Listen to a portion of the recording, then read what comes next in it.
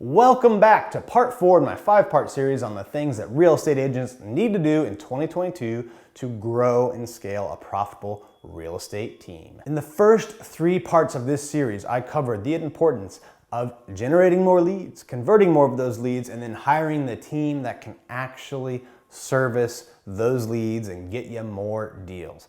Welcome back for part 4.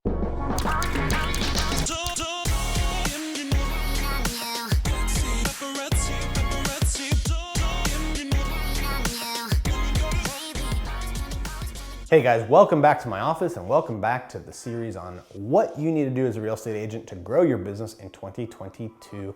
Today I want to talk about monitoring results.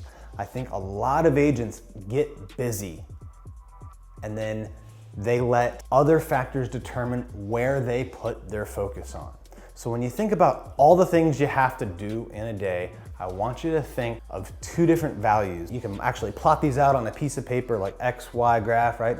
On one axis, I want you to think about, does this need to be responded to now, right? And then rank it to yes, it has to be responded to, or no, it can wait.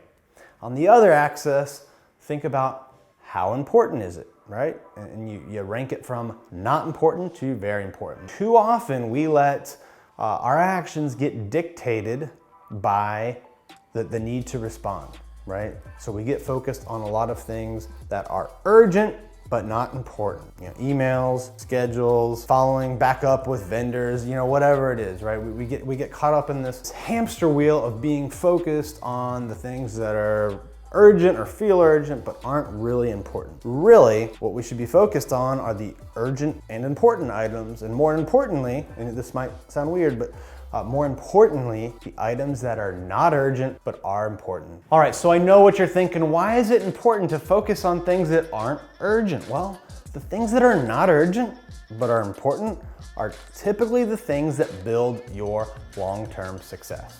You know, for example, making that next hire might not be urgent, right? You might not need them today, next week, maybe not even next month. But if you want to get from 50 deals to 100 deals and you're all alone, that person is extremely important. You could say the same thing about adding a new lead source, adding a new marketing program.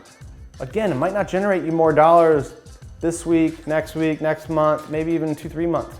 But that lays the foundation for more business down the road. All right, so monitor where you are putting your focus by going through this exercise of figuring out what's urgent, what's not urgent, what's important, what is important. Focus on the important things, especially the important but non-urgent things, like actually carve that time out in your schedule. Monitor the results of what happens. All right, that's one aspect of this concept of monitoring results. The other is you have to monitor the results of all of the business activities.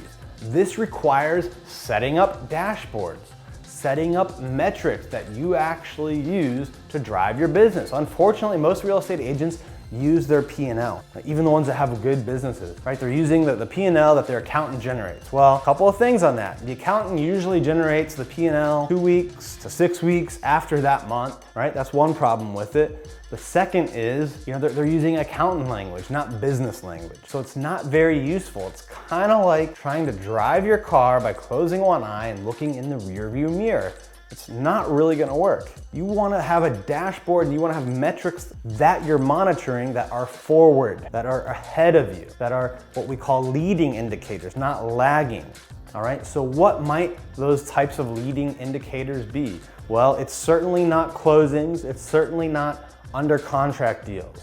I want you to focus on new leads. How much you spent on those new leads? How many of those new leads converted to appointments? How many of those appointments converted to signed buyer agreements, signed listing agreements? If you're building out your team, how many new job applicants do you have? How many new agents applied, right? How many got accepted and got into your training program? These are the types of results that you need to monitor if you want to learn how to grow and build a profitable real estate team.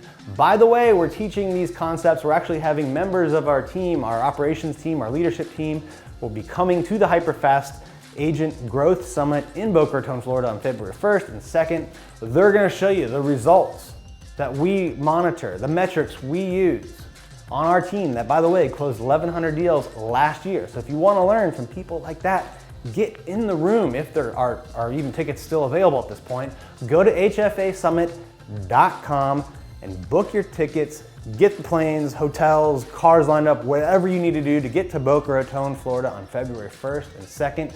I hope to see you there, and I hope to see you in part 5 as I wrap up this series on how to grow a profitable real estate business in 2022.